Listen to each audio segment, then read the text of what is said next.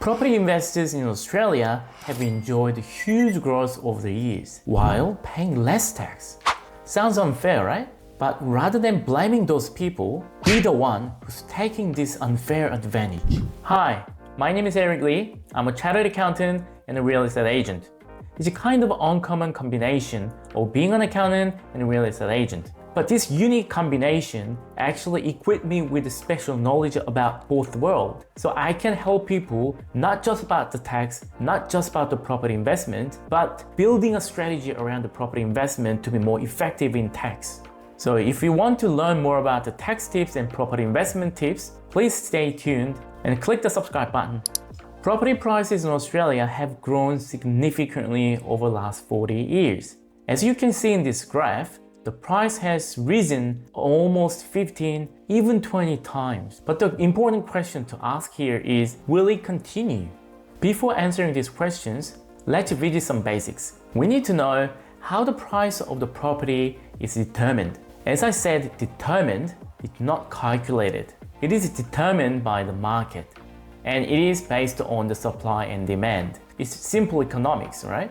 So there are more supplies, people will have more options to choose from.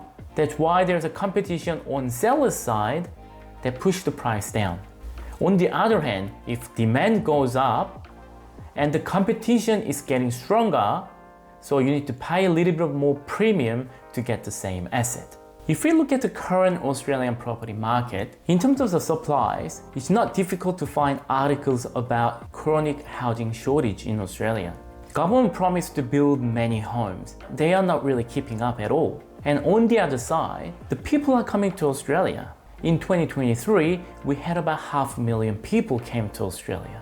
So what do you think? Supply is not keeping up while there are so much demand for housings. So if we get back to the question, will it continue to grow? Yes, I believe so.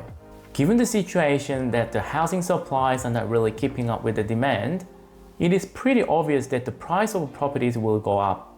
And there are two very important reasons why you should invest in properties. Before we talk about it, let's have an example first. Let's say you have $100,000 in your bank account. You deposit that money into a bank account that gives you 7% interest annually.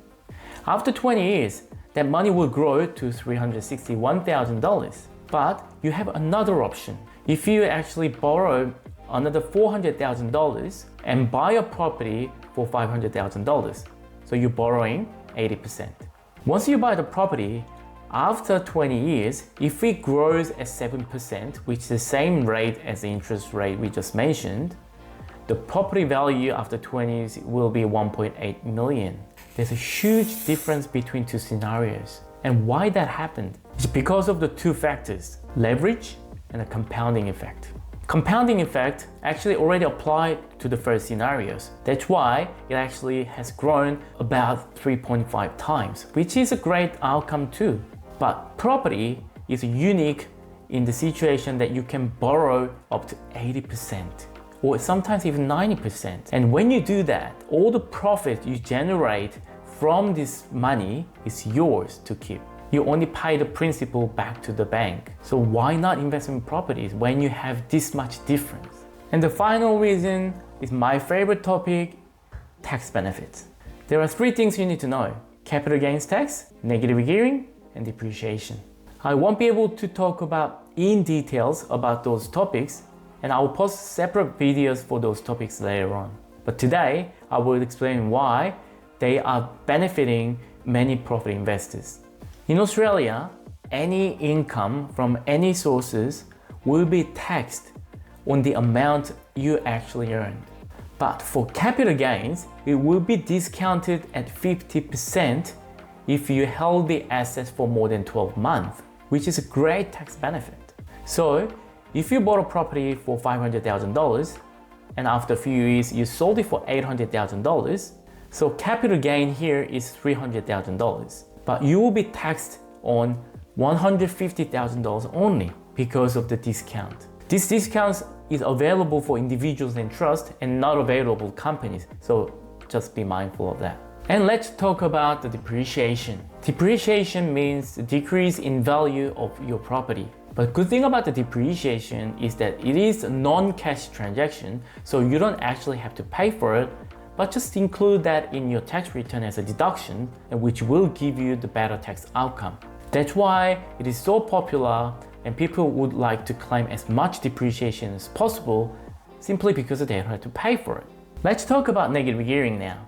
Negative gearing happens when your rental income is less than property-related expenses, such as advertising costs, gardening, cleaning, agent fees, depreciation, and interest on loan.